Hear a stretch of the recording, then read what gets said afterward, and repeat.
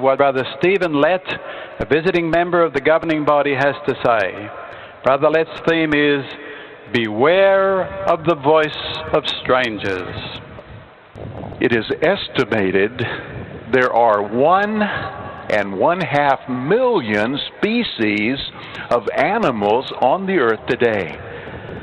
But of all these animal species, which one is most often used in the Bible to represent good people, people who will gain everlasting life? Well, the answer, sheep. For example, many times, as recorded in the Bible, Jesus likened his true disciples to sheep. But the question arises, why? Why are God's people, Jesus' true disciples, those who will gain everlasting life, likened to sheep? Well, to get the answer, let's go to John chapter 10, and let's pick out 3 qualities of literal sheep which will help us to understand why they're used to illustrate good people. John chapter 10, please. And let's read beginning in verse 3. Verse number 3, it says, The doorkeeper opens to this one, and the sheep listen to his voice. And he calls his own sheep by name and leads them out. When he has got all his own out, he goes before them, and the sheep follow him, because they know his voice. A stranger they will by no means follow, but will flee from him, because they do not know the voice of strangers. Now, did you pick out those 3 characteristics of literal sheep? You'll notice they know the shepherd's voice. They obediently follow the shepherd, and they reject the voice of strangers. Some years ago, the Awake magazine related an experience about literal sheep which really highlighted those 3 characteristics of literal sheep. It mentioned about a stranger who declared to a Syrian shepherd that it was not the voice the sheep recognized, but it was the dress of the shepherd. The shepherd said, no, it's the voice. To prove his point, he exchanged dresses with the stranger. Now the stranger, wearing the shepherd's dress, went among the sheep and tried to imitate the shepherd. But the sheep refused to respond. They rejected him. But then when the shepherd, although wearing the stranger's dress, when he called the sheep, they responded immediately. So notice those 3 qualities of literal sheep. They know the shepherd's voice, they obediently follow only the shepherd, and they reject the voice of strangers. But now the question for all of us, as spiritual sheep, do we listen only to the voice of Jehovah, the great shepherd, and Jesus, the fine shepherd? Do we obediently follow the direction we receive from them through the Bible and the faithful and discreet slave? And very importantly, and in harmony with the theme of this talk, do we reject the voice of strangers? Now, it's very important that we remain sheep-like in these 3 ways, because only sheep-like ones will Jehovah usher into his new world. But now let us concentrate on this 3rd characteristic of literal and spiritual sheep. They do not respond to the voice of strangers. They reject such. Now we ask, first of all, what do we mean by this expression, the voice of strangers that we must reject? Well, here's the definition. It's any communication that differs from what Jehovah and Jesus tell us.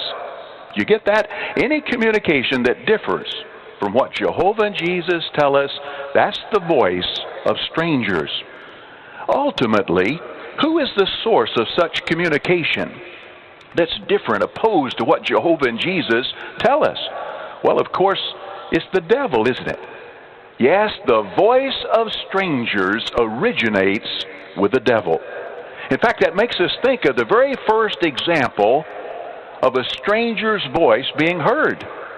Do you know when that was? It was in the Garden of Eden when Satan spoke through a serpent to Eve. And what was the result? Eve listened to that perfect stranger and disbelieved Jehovah. And what was the sad consequence? As a result, Eve sinned, then Adam sinned, and they passed on sin and death to their offspring. As mentioned in Romans 5:14, since that time, death has ruled as king over the human race. So what tragic consequences of listening to a stranger. Of course, today, Satan doesn't speak to us by means of a serpent in an effort to mislead us.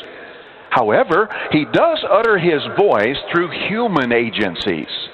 And he's very pleased when he's able to use humans to utter his lies, to utter the voice of strangers.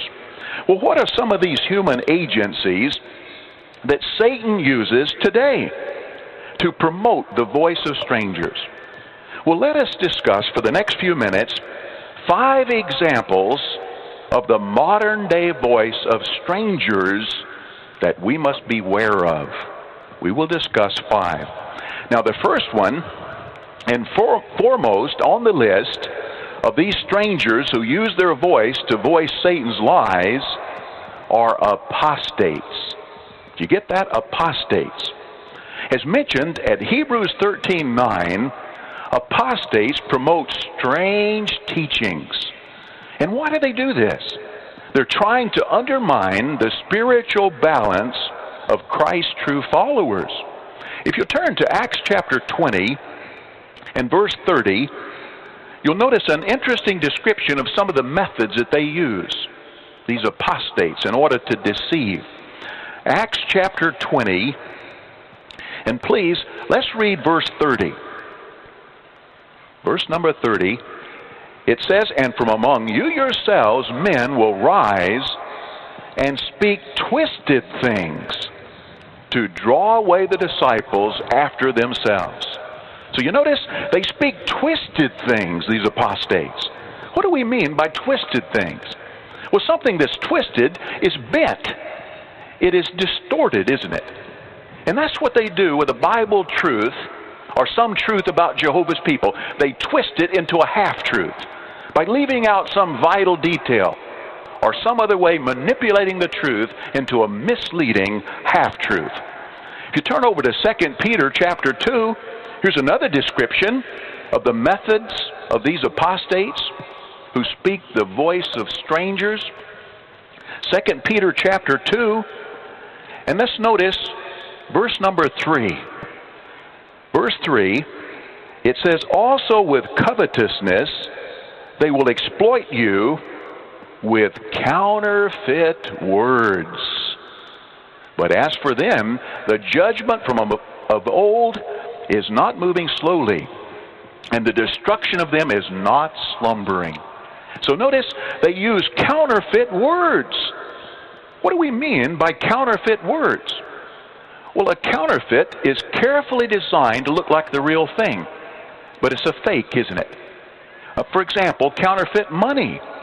Now, if it's of high quality, it looks very close to genuine currency, but it's worthless, isn't it? Because it's a fake. Now, if you accept counterfeit money, you lose money. But if you accept the counterfeit words of apostates, you can lose your life. We must beware of this voice of strangers. But you know, sadly, some even among Jehovah's people have foolishly reasoned that it would be beneficial to give ear to the voice of apostates. They thought, you know, if I read his book, if I listen to him on television, if I listen to him via the computer, then I'll be able to see how wrong they are. And actually, it'll build up my faith. And if I ever encounter this kind of reasoning out in the ministry, I'll be able to better refute it. Well, dear friends, that kind of reasoning is very foolish. In fact, I'd like to illustrate how foolish it is.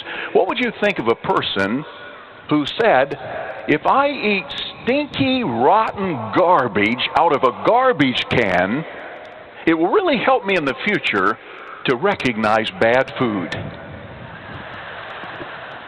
That is foolish and dangerous reasoning, is it not? And remember, the loyal, obedient reaction of a spiritual sheep is to reject the voice of strangers. But now let's talk about a second example of a modern-day voice of strangers we must beware of. If you'll open up to Proverbs chapter 5, let's see what it is. Proverbs chapter 5, and let's read verse 3.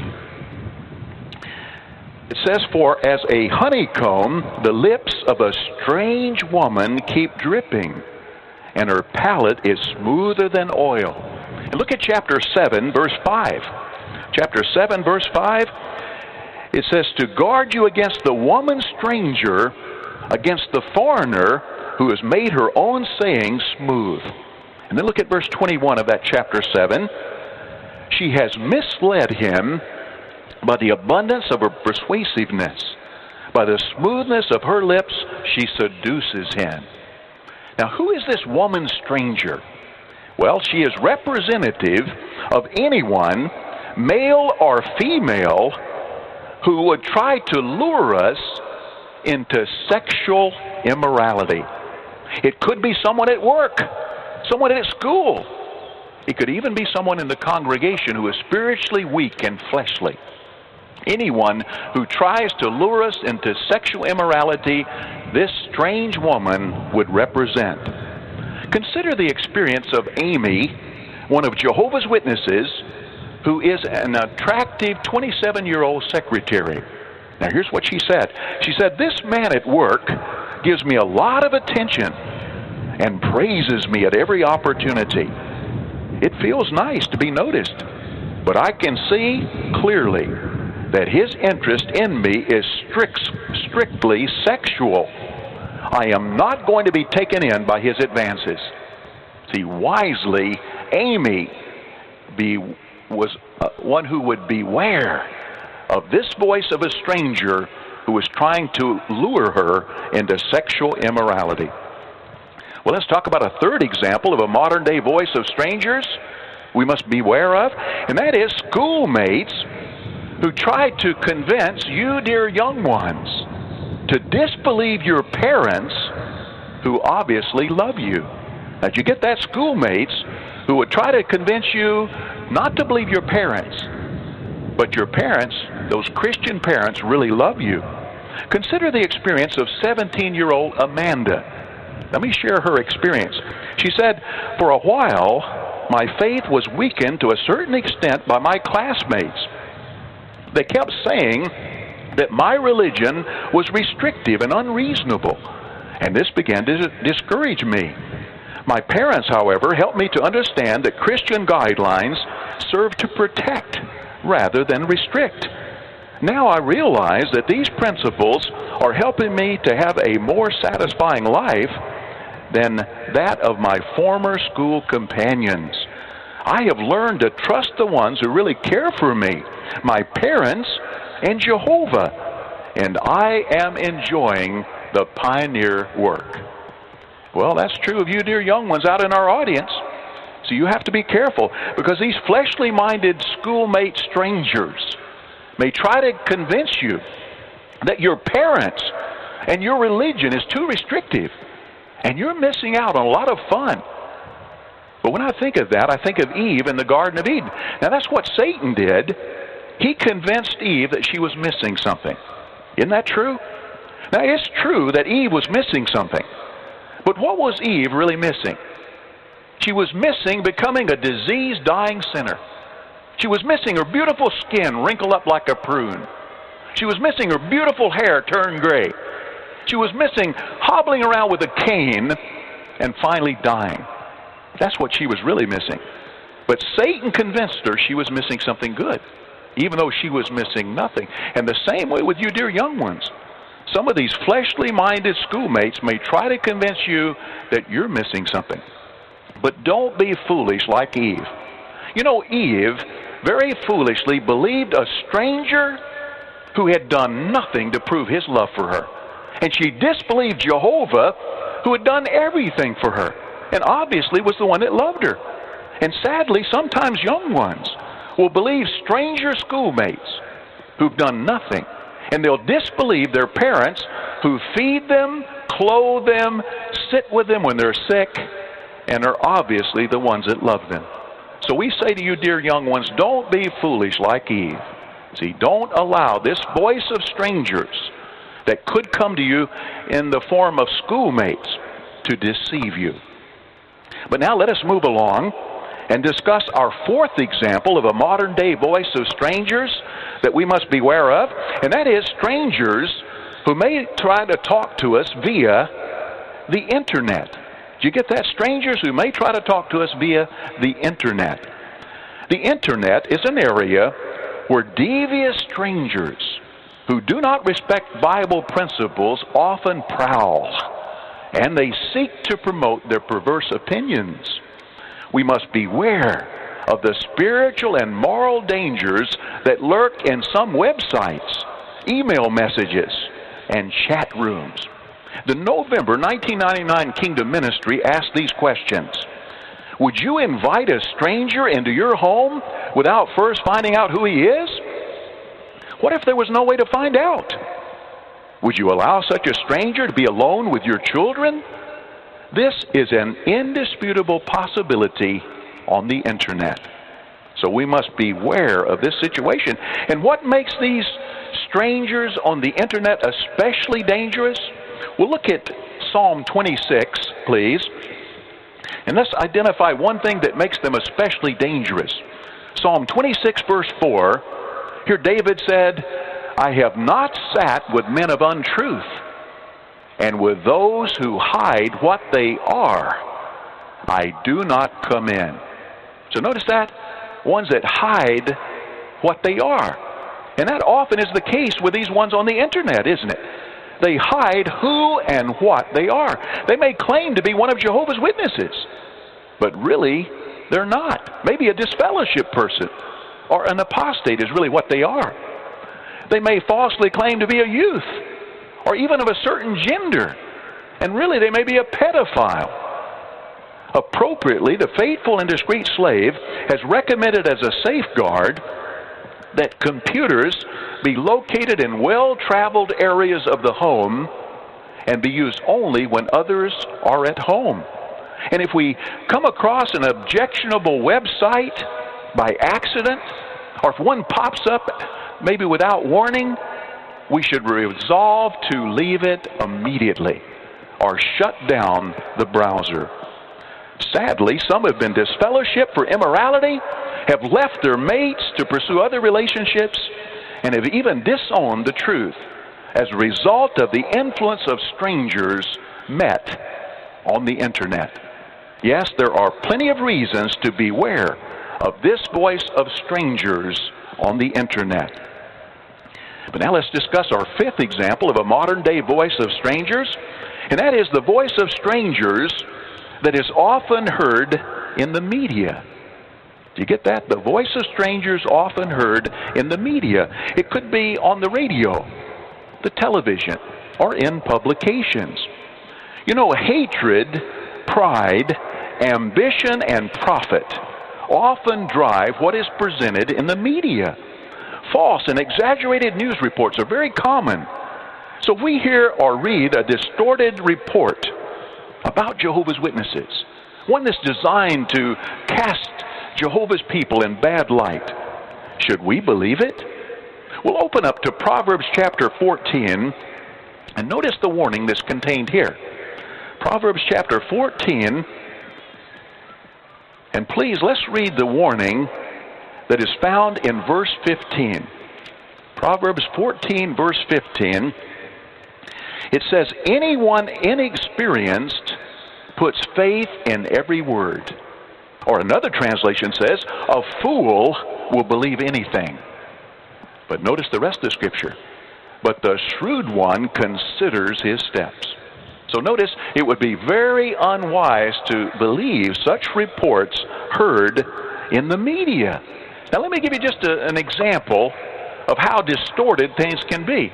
A while back, a television channel in Moscow gave the report to the viewers that Jehovah's Witnesses had collaborated with Hitler in Nazi Germany.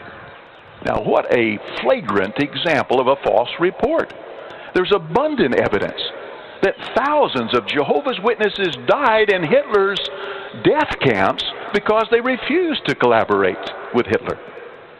Here's another example. In Switzerland, many people were indignant when an emotional press report stated that a young female witness of Jehovah died because she refused a blood transfusion. But was that really the true story?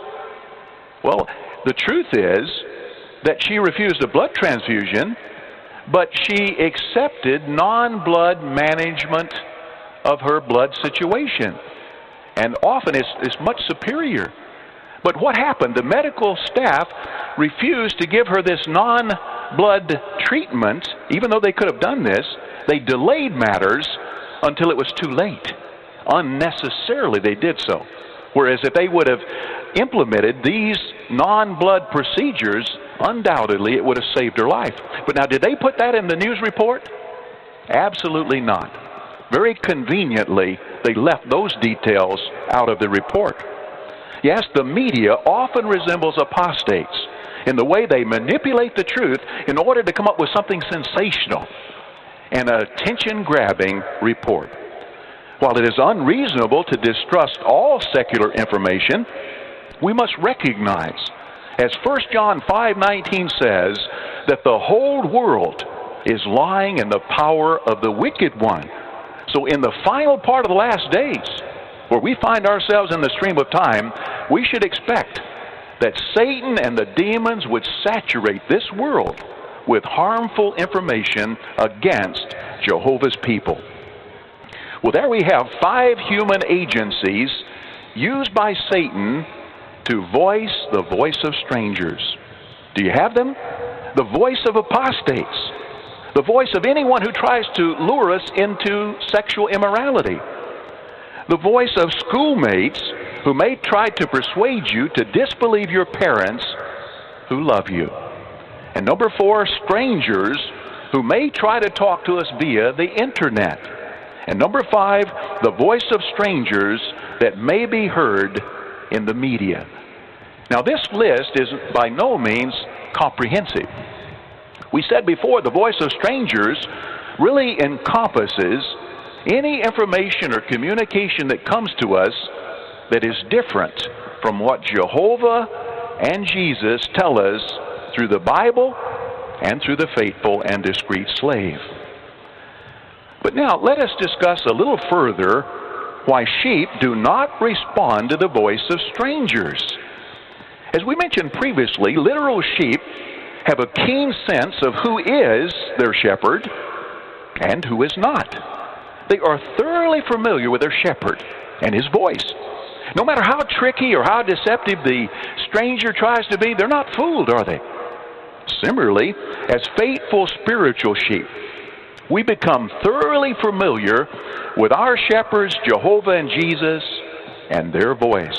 And thus we can quickly recognize the voice of strangers.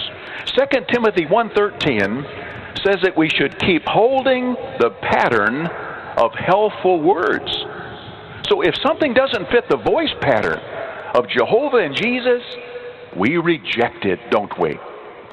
If we hear or read something that sounds questionable, what should we do? 1 John 4:1 says that we should test the inspired expression to see if it really originates with God. Now, how can we test it? Well, we can ask ourselves several questions. Questions such as, is the information before us different from what we've been taught through the faithful slave? Another question, is the person who's spreading the message speaking to honor the name of Jehovah, or is he trying to exalt himself? Another question, is the information in harmony with the overall teachings of the Bible? So only if the expression passes that test should we believe it. At Galatians 1:8, Jehovah tells us that even if an angel should tell us something contrary to the pattern of helpful words, his declaration should be rejected immediately. But now here's a question. As faithful sheep, how do we maintain keen familiarity with the voice of our great shepherd, Jehovah God, so that we're not even slightly fooled by a stranger? Well, how does Jehovah speak to us? He speaks to us through his word, the Bible, doesn't he? So by daily Bible reading, we become thoroughly familiar with the voice of our great shepherd, Jehovah, and we're not fooled by a stranger. Well, what about the voice of Jesus? Should we listen to his voice? Well, what did Jehovah tell us at Matthew chapter 17, verse 5, when Jesus was baptized? Jehovah said, "This is my Son, the beloved, whom I have approved. Listen to him." So Jehovah himself tells us to listen to Jesus. Now, what are some things that Jesus has told us? Well, let's just briefly discuss three examples. Matthew 24, 45 through 47, Jesus has placed the faithful and discreet slave over all his belongings. Now, what does this indicate? That Jesus implicitly trusts the faithful and discreet slave. Well, what's the implication for us? We should trust the faithful and discreet slave, no matter what the apostates or other strangers may try to say in a disparaging way. Another thing Jesus has told us, Matthew 19:9, that we should shun fornication and adultery. Now, this is different, isn't it, from the voice of strangers at work, at school, perhaps on the internet, who would try to lure us into immorality. But we listen to Jesus, don't we? Another example, Matthew 28, 19 and 20. Jesus says, "Go make disciples and preach." Now again, this is different from what is often presented in the media or by apostates or other strangers who try to minimize the seriousness of the preaching work. Or maybe they try to belittle us for engaging in it. But again, we listen to Jesus, don't we? But now we ask this question: what is the proper reaction of a sheep?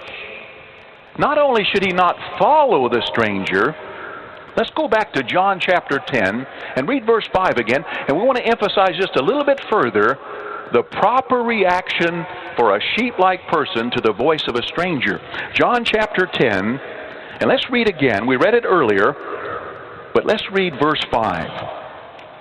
It says, "A stranger they will by no means follow, but will flee from him, because they do not know the voice of strangers." So notice, not only do we not follow the stranger, we flee from him. Now let's just talk about this proper reaction just for a moment. What if someone gives voice to apostate ideas? Titus 3:10 says, "As for a man that promotes a sect, reject him."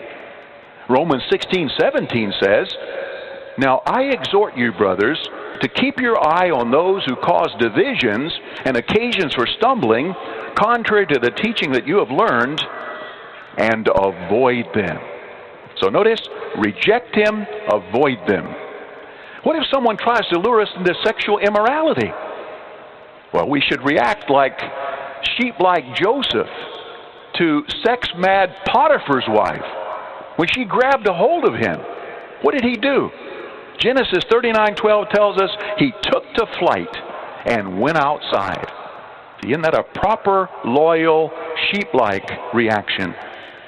What if someone tries to promote wrongdoing to us at school or through the internet? 2 Timothy 2:22 says we should flee from the desires incidental to youth. So we don't linger, we get away from it immediately. What if we read or hear something that is presented in the media that is questionable, designed to cast Jehovah's people in a bad light or put doubt in our mind? 2 Timothy 4:4 says we should not turn aside to false stories, but we should keep our senses in all things. So we reject it. But now here's one more question. What will be our reward if we listen only to the great shepherd Jehovah and the fine shepherd Jesus and reject the voice of all strangers. What will be our reward? Well, if we're Spirit-anointed ones, we'll be privileged to hear the fine shepherd speak the words of Luke 12:32 to us personally.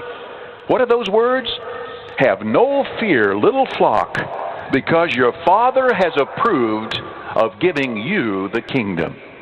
On the other hand, if we're of the other sheep class, we'll be privileged to hear the sweet words of Jesus recorded in Matthew chapter 25, verse 34, directed to us personally. What are those words? Then the king will say to those on his right, "Come, you who have been blessed by my Father, inherit the kingdom prepared for you from the founding of the world." May all of us here get to hear those sweet words, and we will, if we continue to joyfully serve under the loving care and protection of the one shepherd Jesus. And may we do so until no more voices of strangers are heard in the universe. Only the voice of Jehovah and Jesus will be heard loud and clear.